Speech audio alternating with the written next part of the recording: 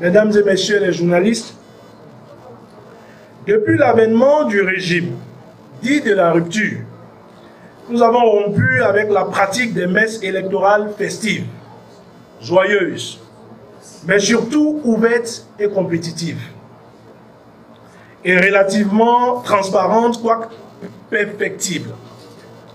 2016 et ses nouveaux maîtres nous ont basculé dans une ère d'instabilité chronique, ponctuée de mutations législatives régressives, où plus aucun rendez-vous électoral, quelle qu'en soit sa nature, ne s'est déroulé dans un climat de paix et de cohésion sociale, mettant ainsi à mal l'unité nationale nécessaire à la construction d'un tissu social fort. L'administration Talon n'a fait que multiplier consciemment les actes attentatoires à la stabilité politique du pays par la mise en place d'un écosystème juridique et institutionnel favorisant l'exclusion et réduisant le champ d'expression politique à une seule minorité partisane proche d'elle.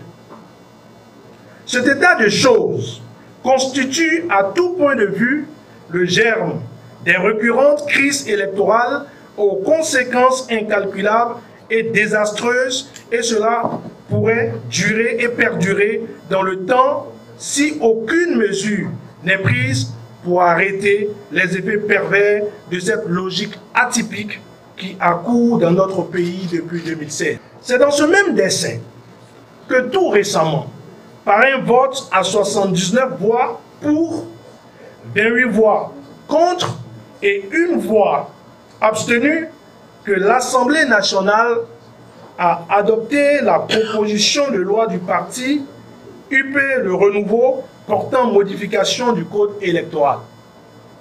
Cette modification fait suite à l'échec de la proposition de loi du président du groupe parlementaire Bloc républicain Hassan Seibou portant révision de la Constitution qui avait pour but d'inverser les dates des élections générales, de raccourcir le mandat du président de la République et de rallonger le mandat en cours des députés.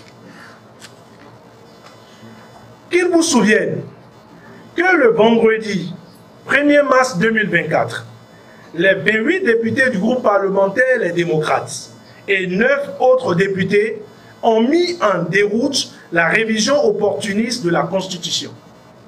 Cet échec, perçu comme un crime de lèse-majesté, a provoqué la colère des deux partis politiques soutenant l'action du gouvernement qui ont engagé une vengeance attentatoire à la paix sociale, aux acquis démocratiques en violation flagrante de multiples dispositions de la Constitution.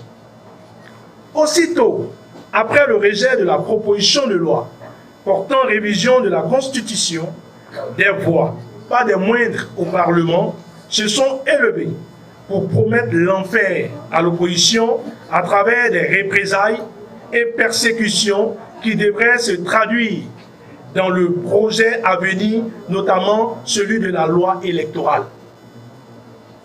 Comme on devrait s'y attendre, les fruits ont effectivement tenu la promesse des fleurs. La proposition de loi portant modification du code électoral et les amendements qui s'en sont suivis, tous quasiment portés par les députés de la majorité parlementaire, ont accouché d'un code insipide, pernicieux, toxique, truffé d'incohérences et de clauses léonines qui traduisent l'esprit de revanche annoncé. Rappelons que le processus de modification du code électoral a été déclenché par la décision du juge constitutionnel de mettre en conformité l'article 146 du code électoral avec la Constitution et d'inciter l'Assemblée nationale à rétablir l'égalité entre les maires issus de l'élection communale et municipale de 2020 et ceux des élections couplées de 2026. La majorité mécanique, dans son élan vindicatif et fidèle à ses promesses de représailles, ne s'est pas seulement contentée d'accéder aux prescriptions de la Cour constitutionnelle. Elle a décidé de corser à l'excès les conditions de candidature et d'éligibilité déjà difficiles pour les partis politiques. La preuve, les dispositions en vigueur n'ont laissé filtrer que 3 partis politiques à l'Assemblée nationale sur la quinzaine légalement constituée. Que recherche-t-on alors, sinon que d'honorer une récente promesse faite au sein même de l'hémicycle de disposer de la totalité d'élus par une seule et même obédience politique? Et oui, ils l'ont dit, ils l'ont promis, ils tentent de le faire.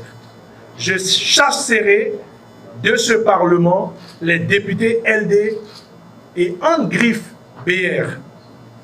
Et pour ne pas nous offrir un spectacle fratricide, ils ont finalement trouvé la parade pour repêcher l'autre frère à travers ce qu'ils appellent pompeusement accord de coalition parlementaire qui s'assimile à tout point de vue à une alliance politique pourtant prohibée par leur propre loi.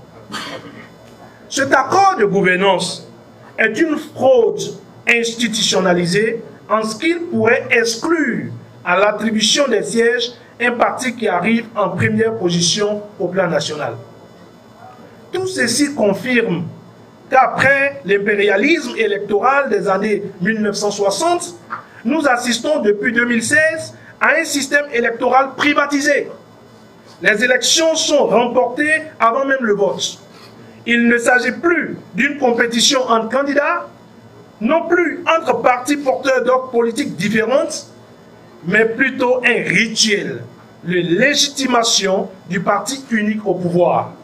Nous ne sommes contre personne. Nous sommes pour la démocratie et contre l'exclusion et la tricherie électorale.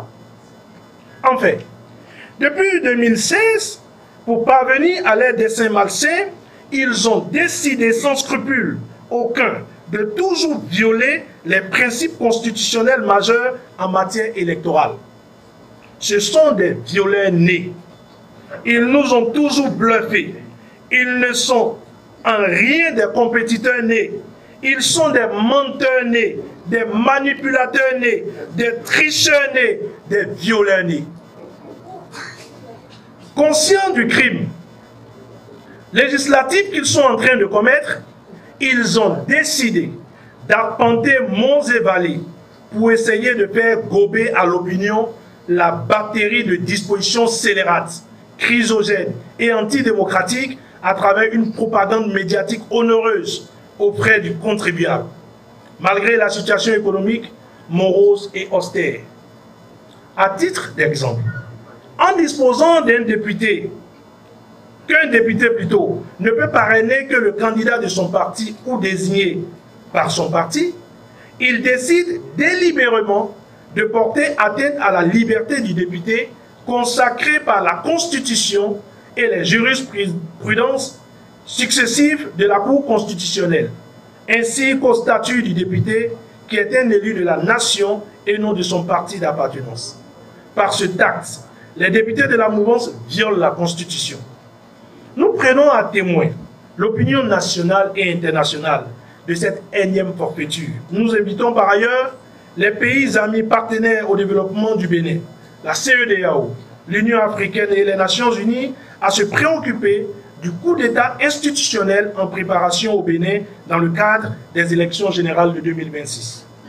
Nous félicitons certains acteurs de la société civile, le clergé, l'Union islamique, pour leur engagement citoyen visant la préservation de la paix.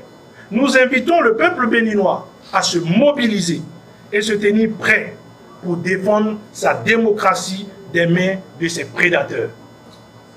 Nous invitons les membres de la Cour constitutionnelle au respect de leurs serments et à faire preuve de sagesse comme leurs confrères du Sénégal. À cet effet, nous demandons à la Cour d'éviter d'assouvir l'orgueil d'un individu et de préserver la vie des millions de Béninois. Car c'est dans les mêmes conditions qu'en 2019, un certificat de conformité anticonstitutionnel a provoqué plutôt une déchirure du tissu social dans nombre de contrées. En ce jour de la célébration des 25 ans du décès de Monseigneur Isidore de Souza, président du Présidium de la Conférence des Forces vives de la Nation de février 1990, nous prions qu'il plaise le ciel, que plus aucun bain de sang ne nous éclabousse et nous emporte dans ses flots. Ont signé les partis Les Démocrates, le parti NFN, le parti GSR, le parti FCBE et le parti MPL. Je vous remercie. Son appel, nos aïeux, sans faiblesse, en